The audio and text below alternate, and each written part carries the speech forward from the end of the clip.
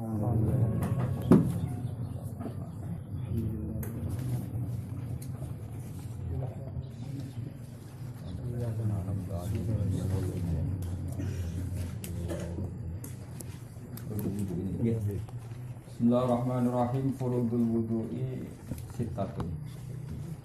Al-awalu an-niyatu asani ghuslul wajhi. Utai kira-kira fardune wudu iku sittatun, iku ana 6. Al-awalu te sing pertama iku an-niyatu niat. Niat teng ati ya. Afatno teng lisan namung napa? Sunat. Asani te sing kaping 2 ghuslul wajhi iku basuh wajah. Maknane khase baso niku ana sayalanul ma, ana unsur banyu napa?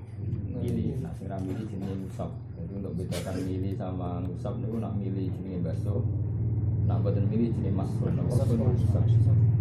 Asari sore kang kaping 3 ghuslul yadaini iku baso tangan loro ma'al mirfaqo ini sertane sikut loro. Arabiu te kang kaping 4 umas syai'in iku ngusap sesuatu sithik. Sayin mana yasirin minar roksi sangking sing kecelok sirah.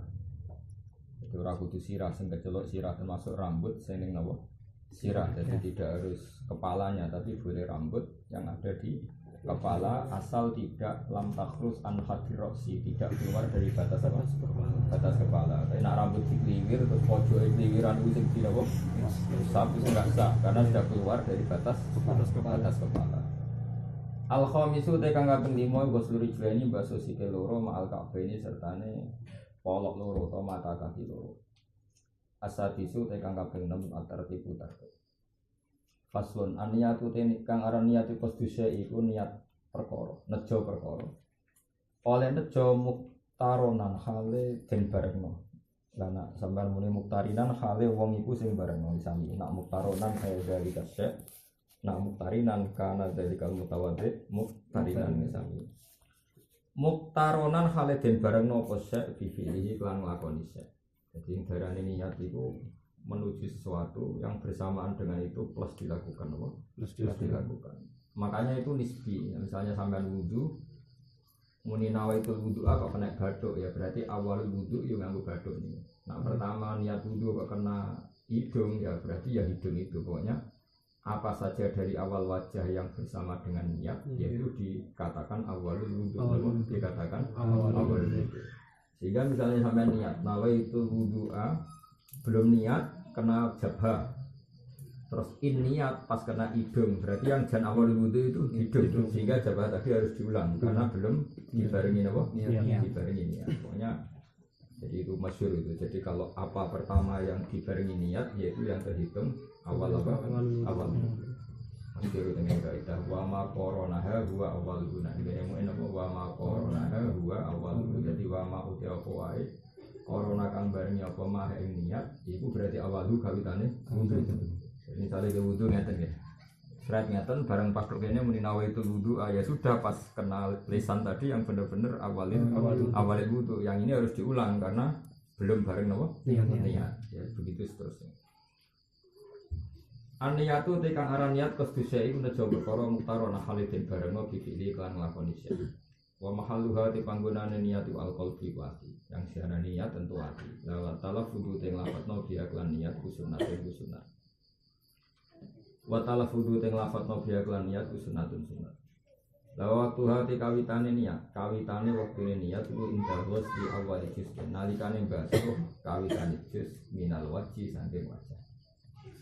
Dawa tartibu te kang aran tartib iku Allah yuqaddimah. Iku arep entoran dhisikno sapa wong kuduan ing siji anggota. Maca fusanin kuduan, ana maca anduan tapi sing fusan kuduan.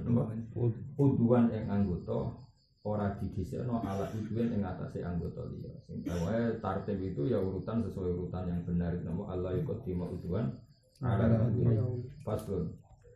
Alma ute kang aran banyu qalilun. Alma ute kang aran banyu qalilun ana kalane keceluk banyu sithik wa kasirun lan keceluk banyu akeh. Al-qalilu te kang aran banyu sithik iku ma perkara dunal kulateni kang sak ngisore 2 kula. Lawal kasiru te kang aran banyu akeh kulatani 2 kula. Pokoke 2 kula niku napa? Iku murabba nggih.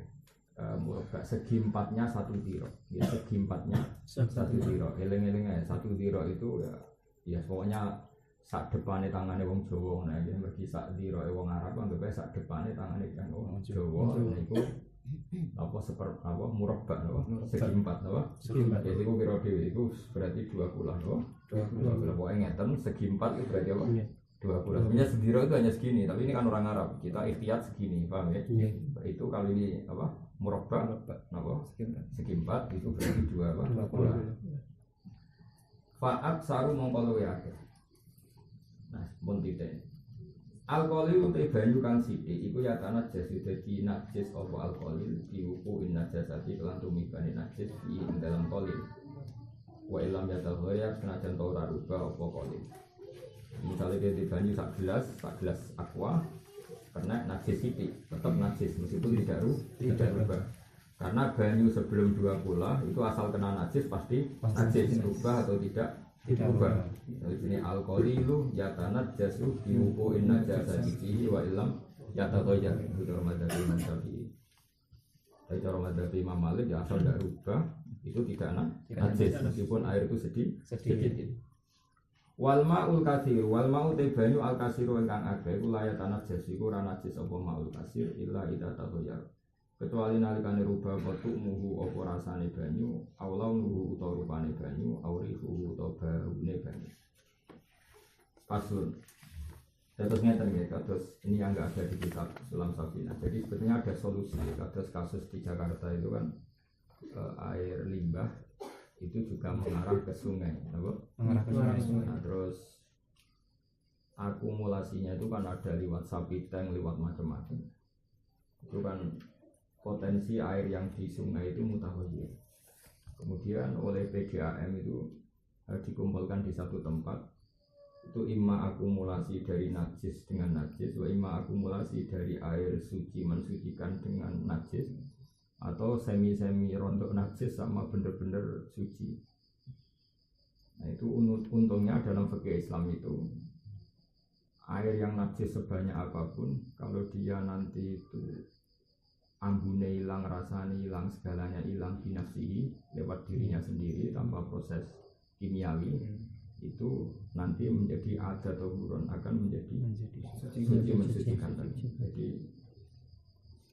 makanya fikih itu ta'abudi hanya ta'abudi sebuah pengiran begitu karena kalau tidak ta'abudi kan logikanya kan banyu najis ketemu najis diakumulasikan tambah najis tapi kalau dalam fikih Islam itu malah enggak kalau akumulasinya banyak kemudian rubah menjadi jernih lagi paham ya tidak ada bau najis atau apa-apa itu soro atau huron maka kembali suci mensucikan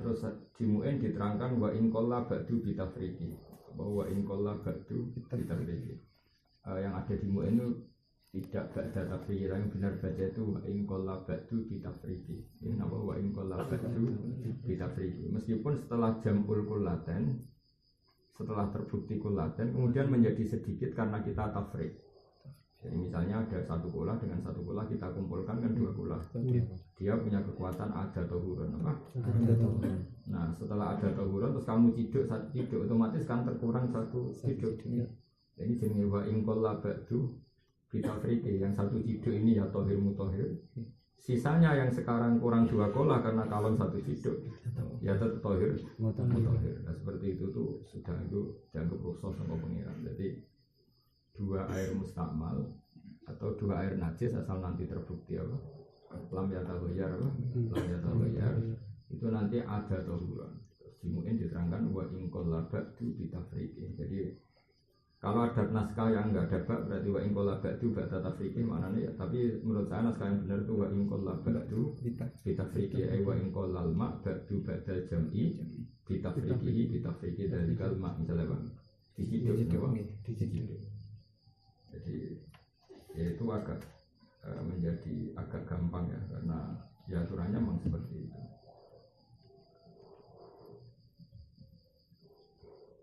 Terus seperti di Jakarta itu kan pernah berakumulasi sekian mungkin ratusan ribu ya ratusan ribu galon jadi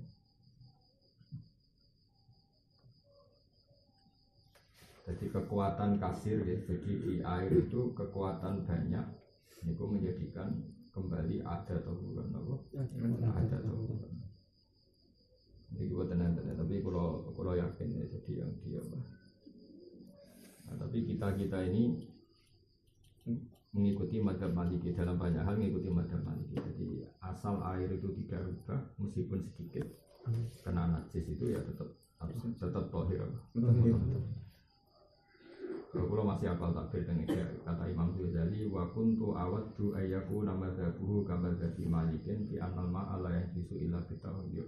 Kata Imam Ghazali, saya suka membayangkan ya, saya berangan-angan kalau Imam Syafi'i itu mengikuti madzhab Imam Malik yang mengatakan bahwa air itu tidak najis meskipun kena najis yang sedikit tadi. Kolilnya airnya kolil asal tidak berubah. Karena kalau langsung najis kan berat. Kalau langsung najis kan berat. Karena ya tadi misalnya najis itu kan jumlahnya banyak. Ya, najis itu kan jumlahnya banyak. Terus kalau balik balik jadi keinginannya orang-orang ashab Syafi'i adalah air sedikit kalau kena najis asal tidak berubah itu dihukumi tidak najis. Jadi dalam hal ini berarti orang-orang Syafi'i ashab Syafi'i itu mengikuti pendapat siapa? Imam Malik. Tapi karena ingin sopan sama Imam Syafi'i redaksinya wa kuntu awaddu ayyahu nabadahu kalau jadi Malik. Jadi saya berharap pendapat Imam Syafi'i itu kayak pendapat gurunya yaitu Imam Malik yang mengatakan air itu tidak najis, air sedikit ya, air sedikit itu tidak najis meskipun kena najis catatannya asal tidak rubah. Faslun mujibatu husni saya kira-kira barang sing majid najis itu sifatnya kunam siji ilajul hasyafati ngebono alat kelamin fil farji ing dalam farji iku nggih majidno ajis wa furujul mani lan metune mani. Nomor 3 wal khaidu lan haid asal benar-benar haid wan nifasu lan nifas. Satu keluar darah badal wiladah wal wiladah lan wiladah. Terus nomor terakhir wal mautu lan kematian. Jadi kalau orang Islam mati berarti otomatis ada penyebab wajibnya hadis ya, karena al mautu ya, dengan mati maka orang itu menjadi wajib dimandikan. Makanya min asbabi mujibatil husni itu al mautu itu kematian. Faslun. Tapi untuk madzhab Syafi'i. Nah, cara madzhab Imam Malik itu lebih unik. Makanya menurut saya madzhab Malik itu penting. Kalau cara berpikir Imam Malik itu gini. Kenapa mayit itu kok dimandikan? Karena mau disolati, apa? Mau disolati. Saya ulang lagi. Kenapa mayit itu dimandikan? Karena mau disolati. Kan dia harus suci. Jadi cara Imam Malik yang menyebabkan suci itu hidup, apa? Hidup. Yang menyebabkan najis itu mati. Kali sapi urip, hukumnya apa? Suci. Wedhus urip, suci. Sekali jadi badang, najis. Jadi asbabut thaharah itu al hayat. Asbabun najis itu al-mautu. Itu cara berpikir Imam Malik. Jadi cara berpikir dia ya salah suci mergo urip. Sekali batak ya.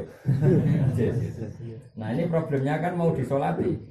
Problemnya itu mau disolati. Kalau wedhus badang kan enggak disolati, maka kan enggak perlu dimandikan. Ini masalahnya manusia kan perlu dimandikan. Perlu disolati dulu urutannya, perlu disolati maka dimandikan karena dia najis.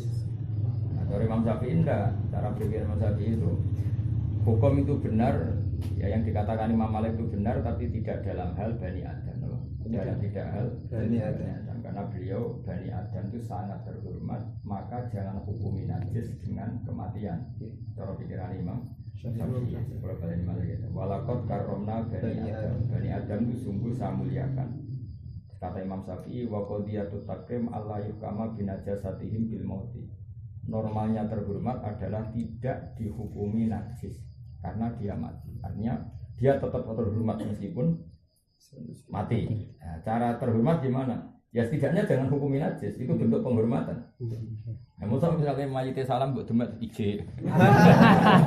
Berminda mayite salam terus apa? Ije itu kan ngenyak wong, no? Oh, sok demet ustad tuh. Makanya Imam Syafi'i itu gak setuju sama pendapat gurunya. Itu untuk hewan benar, tapi untuk Bani Adam tidak benar. Saya ulang lagi ya. Jadi cara berpikir Imam Syafi'i apa? Walaqad karramna Bani Adam. Terus kata beliau, Wa qadiyatut takrim Allah yuhkama binajasatihim bil mauti. Normalnya terhormat adalah jangan vonis najis karena mati. Paham ya? Meskipun trennya Imam Malik itu benar, tapi jangan dipakai untuk Bani Adam. Trennya Imam Malik kan jelas benar. Tadi misalnya ulo itu cekal, bisa ulo lah, ulo, kadal, biawa, apa lah, sitok itu landa. Nah, itu kan suci kabeh, asal hidup kan suci. Sekali batang, najis. Berarti apa? Asbabut tohara al-haya, asbabul nafsi al-maut. Paham ya? Tapi itu jangan gunakan untuk Bani Adam. Itu hemat Imam siapa? Syafi'i. Soal dia harus mandi itu ya mujibatul gusti saja, tapi tidak karena najis. Tidak karena najis. Efeknya adalah kalau kita nata jenazah ya perlu ijek, wong dia ndak najis. Tapi dari Imam Malik kan kalau nikel jenazah ya ijek, memang itu najis cara pikiran Imam Malik. Jadi makanya menurut secara generalisir ya benar Imam Malik itu menisan. Napa? Menisan. Jadi asbabul hayat, asbabut tohara itu al hayat, asbabun najsi itu al maut. Itu cara pikirannya Imam Malik. Faslun furudul wusli te pro fardune atus wis nani kono. Aniatu siji niat wa ta'mimul badani lan ngratakno badan bil ma'i lan banyu. Faslun terus napa? Surutul wudu te pro syarat wudu asratun iku 10 atau asratun sami asratun. Wasinu fiha antami min kasro asyaratun asyiratun asra. Al Islamu siji Islam wa tamyizu lan tamyiz. Tamyiz maknane iso mikir wa naqau lan bersih anil haid sange. Artinya kalau orang dalam keadaan haid itu boleh wudu tapi tidak bisa menghilangkan apa? Hadas. Wa nifasul lan nifas. Wa amalan terbebas sangka perkara yang mau kang nyegah koma usulal ma'i ing tumekane banyu ilal basarati maring kulit. Nah, terbebas dari sesuatu yang menghalangi air sampai napa kulit. Saling aku alih-alih yang terlalu rekat ya digerakno supaya akhir sampai nopo kulit. Ini sing masalah. Wa alla yakuna lan ento ora ono iku alal udwi ing atase anggota koma perkara. Wa napa sebut ini. Wa alla yakuna lan ento ora ono iku alal udwi ing atase anggota koma perkara. Yughayyiru kang iso ngrubah koma alma ing bani. Ini sing potensi kita salah. Syaratnya mandi atau apa saja mandi atau wudhu itu jangan ada di tubuh sesuatu yang merubah air. Makanya kayak orang mandi junub itu banyak yang salah. Jadi satu ciduk terus ini sampunan. Itu kan potensi air berikutnya sudah mutaghayyir. Berarti air semua ini tidak bisa menghilangkan hadas besar karena posisi air yang ke seluruh tubuh berbau sampo, berbau sampo. Maka sebaiknya kalau mandi junub ya pakai air bersih sampai mandi junubnya selesai baru sampunan. Tapi kalau sampunan dulu kan kalau rambutnya banyak kan potensi apa? Air yang menyebar sudah mutaghayyir. Makanya sarannya kan jangan ada di tubuh sesuatu sing yuwayyirul ma. Atau misalnya baru saat tidur terus sabunan. Itu kalau langsung mandi kan sekian air kan masih mutaghayyir oleh sabun itu. Nah, kecuali dia memastikan sampai sabunnya bersih baru benar-benar pakai air mukoh, air bersih. Tapi potensi itu kan potensi saja, tetap potensi mutaghayyir kan tinggi. Apa? Potensi itu kan tinggi. Apalagi misalnya terbukti sausé mandi selesai, barang anduan ternyata ijek murah. Berarti kan terbukti semua proses air tadi mutaghayyir. Paham ya? Makanya itu harus dihindari karena syaratnya wudu atau syaratnya mandi apa? Allah yakuna alal adwi atau alal udwi ma yuwayyirul ma. Karena kalau yuwayyir ma berarti semua proses air tadi apa? Mutaghayyir. Kita tahu kalau statusnya mutaghayyir tidak tohir. Itu logika. Tapi sebut sepuro pengiran karo umumnya wong salah itu. Angger sing salah kabeh pengiran ra mentolo. Mergo kakean sing salah, no? Kalau kanca kula riyen ngaji teng sarang, jadi nak telek cecek iku siji loro iku gak makfu. Mergo ketika ra iso misale telek siji ning ngarepmu, pepe makfu tunggu sujud iku ra iso. Tapi nak misan akeh, maksudnya kamu sujud tidak bisa menghindari kecuali kena telek. Itu malah makfu. Mergo diusiri istirot karena susah. Dari kancaku nak sok iya Gus menisan akeh. Karena agama itu memang lucu. Jadi misalnya kowe liwat ning dalem ibu, kok kene tok dalem ibu. Kalau telepang ku sitok, kowe nginjak malah najis. Karena bisa menghindar. Tapi nak saratan Gue bal-balan.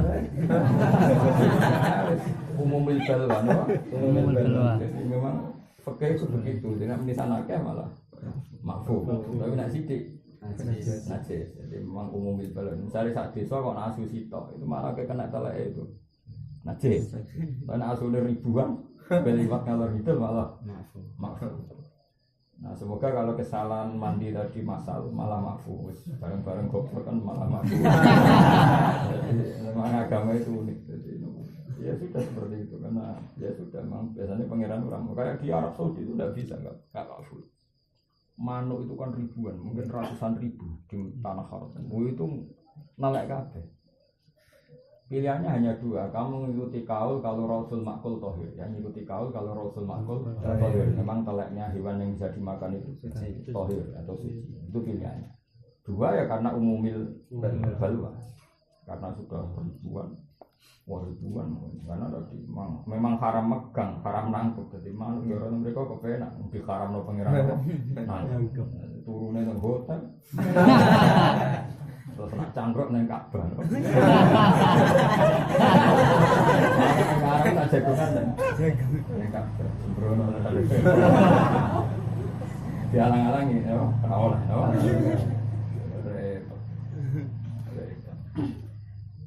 Tapi unik itu Ka'bah itu masuk keramat. Mana sak menagi itu centeng ini Ka'bah paling siji lho. Kowe menawa sing rada sesat itu. Ya umumnya itu enggak ribuan, mungkin ratusan ribu enggak. Ya ono siji loro mungkin ya mau. Ya rada ya. Mana rada komunis.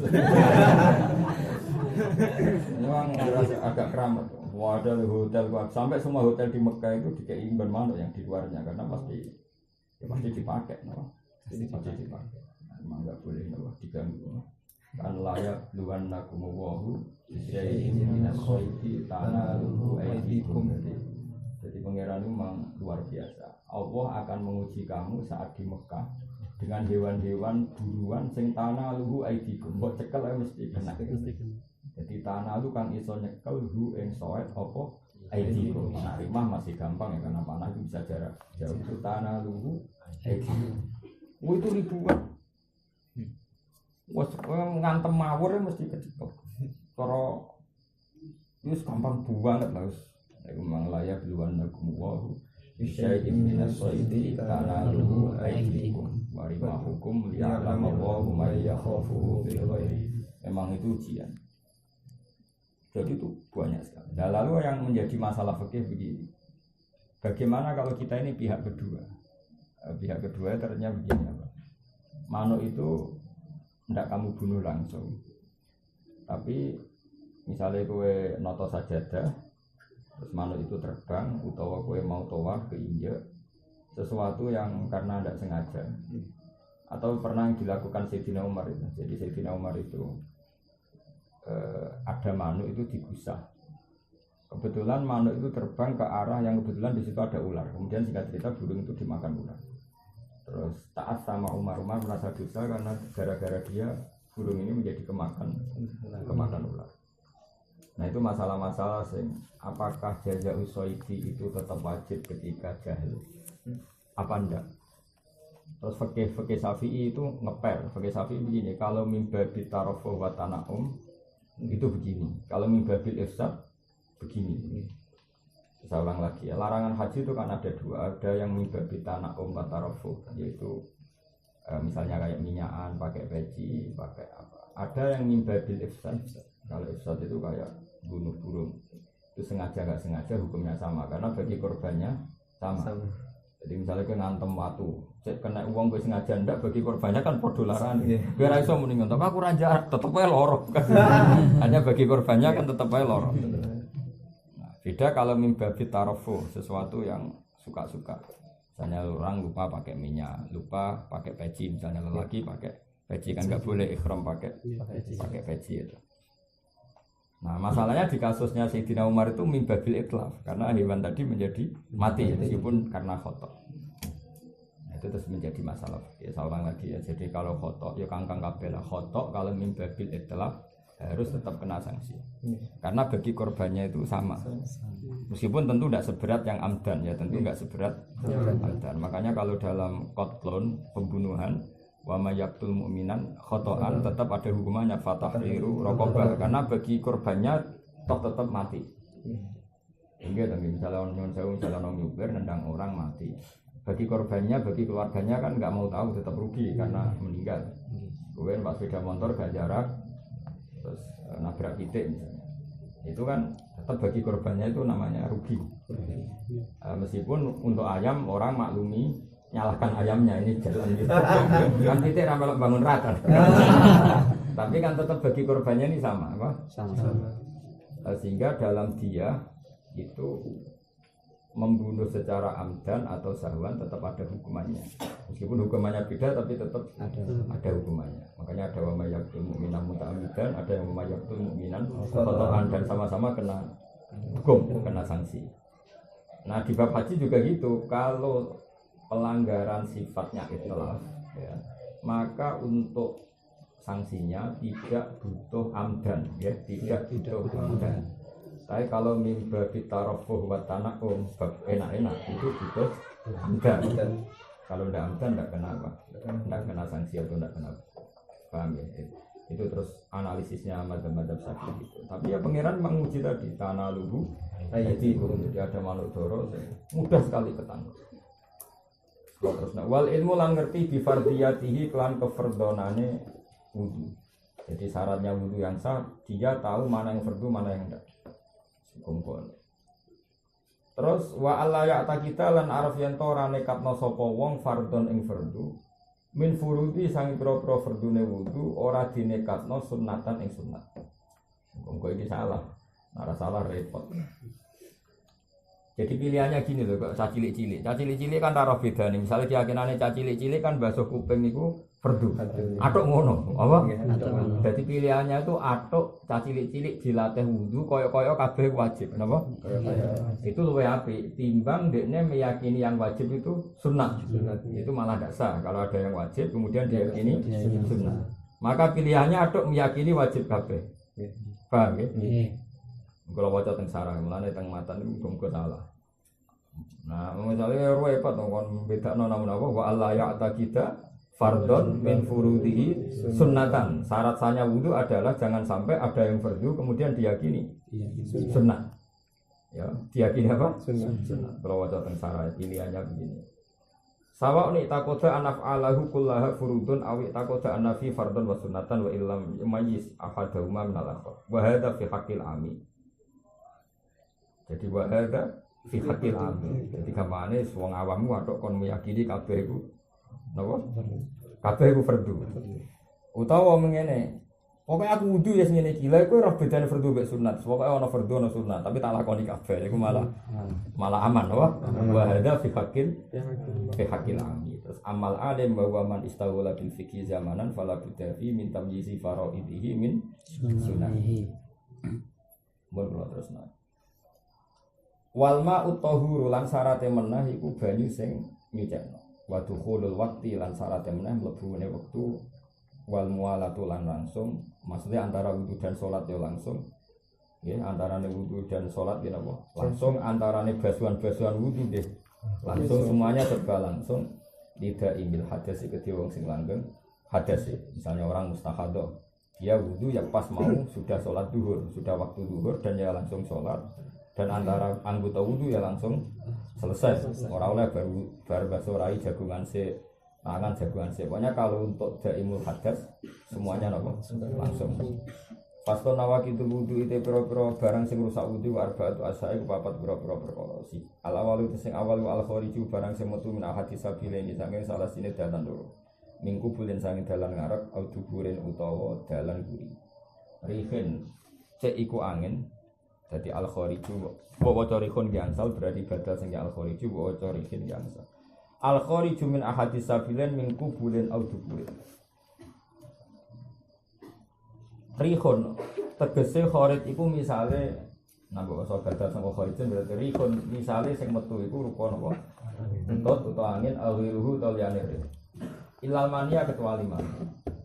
ini termasuk aneh-aneh ulama. Kepikiran ulama metu manis kadang wajibno adil. Lane ra baru tapi misalnya ya lucu orang tahu ora kasil loh. Wajib wajib masuk wudu kan. Repot. Asali TKK ping 3 zawalul akli iku ilange akal. Oleh ilang fenomen sebab guru akhiri oleh akal liyane nawa. Illa nauma qaidin kecuali turune wong sing lungguh. Mumakinin kang netepi mak adahu enggon lunggune qaid, enggon lungguhe qaid minal ardi sanging. Jadi misalnya kangkang ujian subuh itu terus turu sampai posisi duduk, jadi posisi duduk itu dianggap tidak batal karena meskipun sudah tertidur tapi dia masih pada posisi semula kecuali rebahan itu batal. Ya, cuma ulama itu berdebat apakah itu karena riwayat apa karena memang dianggap turu posisi begitu itu kemungkinan ngentut itu kecil. Kalau ahli fikih itu nganalisis karena tidur posisi lungguh silo itu kemungkinan ngentut itu kecil. Terus kemudian setelah kemungkinan itu kecil pakai kaidah fikih al aslu adamu yang asal adalah tidak terjadi ngentut. Nah, tapi kalau ahli hadis cara berpikir ya enggak, memang riwayatnya seperti itu. Jadi Nabi itu pernah sholat isya sampai 2:30. Kemudian semua sahabat yang di masjid itu tertidur dan dalam posisi tetap pada tempatnya masing-masing. Terus ketika Nabi datang, fasallahu walam yatawaddu, mereka semua sholat dan tidak wudu. Itu menunjukkan bahwa naumu mumakkinin, macamnya mungkin apa? Mumakkin dari kata tamkin, dari kata apa? Tamkin. Kata setengah Quran apa? Wala yumakkinan lahum dinahumul ladzi tadha lahum wala yubaddilan lahum min ba'di khaufihim. Jadi bacanya mumakkin dari kata apa? Tamkin. Ya, saya ulang lagi ya. Nabi itu pernah sholat isya sampai sekitar 2:30. Ketika mulai jam 11, jam 12 kata Umar, nama Sibyan wanisa ini orang sudah tidur semua. Masyhur sampai Umar dodok-dodok pintu. Nabi tetap nggak keluar. Nabi keluar sudah 2:30, posisi sahabat posisi duduk dan tidur atau tidur dalam posisi duduk. Kemudian saat Nabi rawuh ternyata mereka langsung sholat dan tidak wudu. Nah itu riwayat. Dan menurut saya yang benar ya riwayat ini. Nah problem dianalisis secara fikih itu begini, saya ulang lagi. Problem dianalisis secara fikih itu begini. Kata kitab takrib karena itu dianalisis fikih. Karena orang duduk ini kan duburnya tertekan, itu terus dianggap raiso ngentut. Sehingga dibedakan antara wong gendut ke wong kuru. Sing enak sing gendut gak batal, sing kuru batal. Mergo sing anggap sing kuru iku ngrongkong. Jadi tetep iso blas-blus ngentut. Lah terus berarti misalnya kaya kangkang keturun, kelemu tak kuru. Jadi itu resiko dianalisis, apa? Resiko dianalisis. Tapi kalau dari hadis enggak. Pas iku Nabi ora voting, ayo sing kuru undune sing kelemu gak usah. Paham ya? Terus makanya apa ya ruwet kalau dianalisis secara masyhur begini takrib kan wonten. Kalau dia jenis yang gendut sehingga antara dubur dan apa keramik itu tidak ada kerongkongan maka dianggap tidak batal. Tapi kalau tajafin itu batal. Tapi itu ruwet, analisis fikih itu ruwet karena tadi akhirnya berarti yang turu gendut gak batal, padahal menggendut malah potensi ngentuntas juga kan. Nah selama ini kan nyatanya wong lugu ngentut ya nyatanya iso gitu. Nyatanya kan iso wong lugu ngentut. Jadi fakir ini misalnya ada riwayat saya. Mengenai cara ahli hadis sesuatu setuju ya fakir itu pokoknya zaman Nabi itu nyatanya mereka langsung sholat dan tidak disuruh wudu. Ya itu bukti nak. Ya seperti itu tidak batal gitu. Ya seperti itu tidak batal. Makanya itu mesti beda ya antara riwayat dan ya sudah seperti itu. Pokoknya illa nauma qaidin mumakkinin maka jaru minal anggap aja riwayat karena memang ada riwayat seperti itu. Dan nanti kalau terpaksa ihtimal ngentut ya kalau ihtimal member saja pakai kaidah al aslu adamu yang asli ya tidak ngentut.